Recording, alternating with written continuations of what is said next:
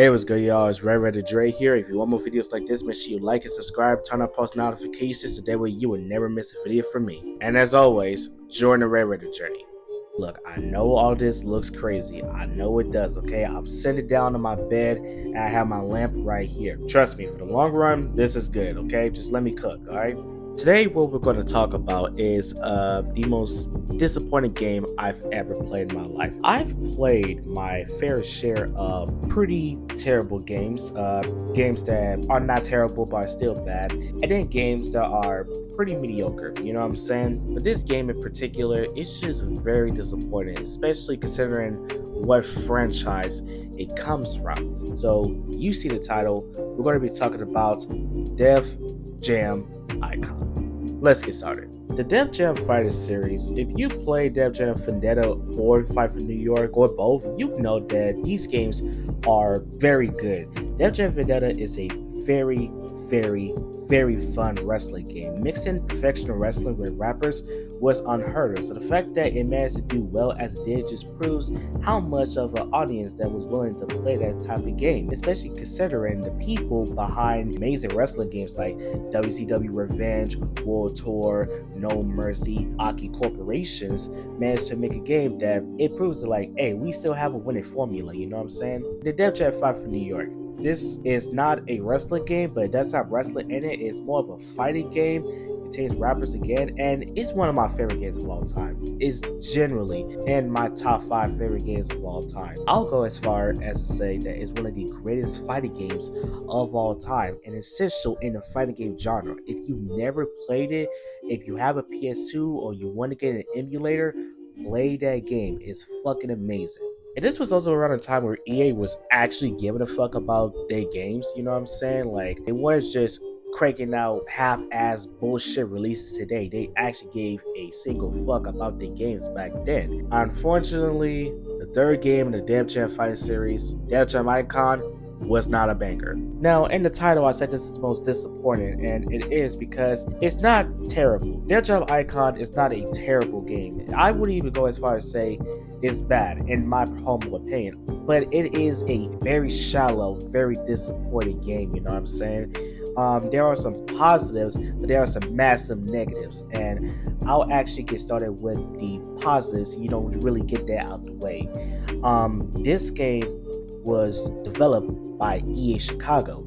If you know EA Chicago, you know they developed the Fight Night series. So graphically, visually, this game looks incredible. You know what I'm saying? This came out in 2007. I do like some of the stages. Like, I get major nostalgia seeing the 106 and Park stage in this game. You know what I'm saying? As a person that grew up watching 106 and Park, especially with Terrence and Roxy, and of course, this is a fighting game since it has rappers. The soundtrack was amazing. I love the soundtrack. Like, come on, so many fucking songs that I still listen to this day from the 2000s. Like, I miss that era of hip hop. You know what I'm saying? Certain elements of the story mode or build a label I thought was decent. Like, for example, actually signing rappers, setting like a whole budget release.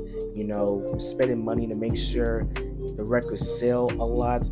I like that aspect of build a label. You know what I'm saying? The roster they do have in terms of the rappers, once again, really fucking good. This is a massive negative, by the way, and trust me, I will get into these negatives. I'm gonna rip this game a new asshole, but the roster they do have, all these rappers are recognizable, grew up listening to all of these guys' music, so if you knew me for a long time, you would know that T.I. was legit my favorite rapper of all time. He's not anymore. He's like number 6 in my top 10, you know what I'm saying? But when I was playing Def Jam Icon, I used to choose T.I. all the time. It was him, Jeezy, Paul Wall, or Redman. But that's where all the positives really stop. Here are the fucking negatives of this disappointing ass game. Remember how I said that this game was developed by EA Chicago, the same people that made Fight Night? Well, due to that, the gameplay is not fucking good. It's like a turntable system in this game. It's not bad, but it's not good enough to be a fucking positive, you know what I'm saying? The concept itself is good. Execution could have been just a little bit better. There's rarely any wrestling moves in this, which for a person like me at least, I didn't really like. There's no blazings in this game. Blazing moves, you know, the fucking finishers that you would hit in Vendetta and Fight for New York. Fuck that shit. That's gone. The roster is literally cut in half. Def Jam Vendetta has like 49 characters, I think. Def Jam Fight for New York has 67 characters. You want to know how many characters does Def Jam Icon has? 29.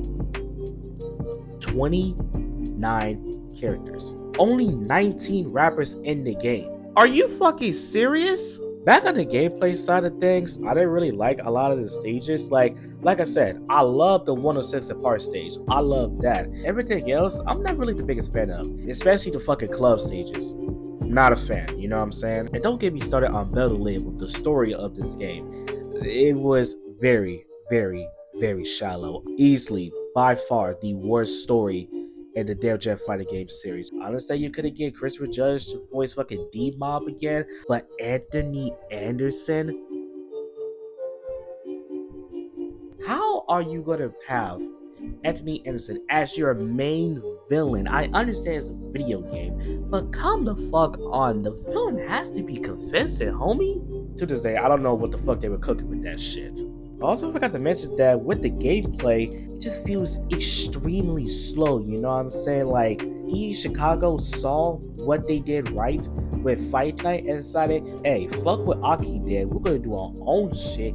It pisses off your fan base. It makes them mad, you know what I'm saying? Like, the punches, because of the fact that they're made by Chicago, they're good, but everything else, like the kicks, the throws, some of the fucking wrestling moves that's in it, they're alright. And like I said, the turntable system where you gotta change the songs so that way you have momentum and all that jazz, it's not bad, but like I said, it's not good enough to be like a positive.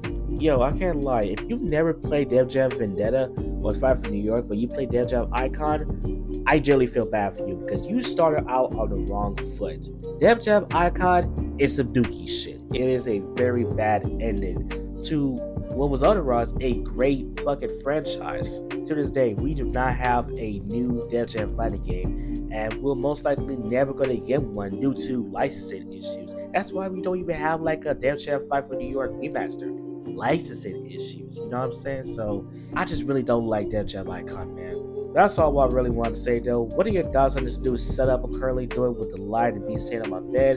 And also, what are your thoughts on Def Jam Icon if you ever played the game? Besides that, I'm Reverend Dre, and I'll see you next time.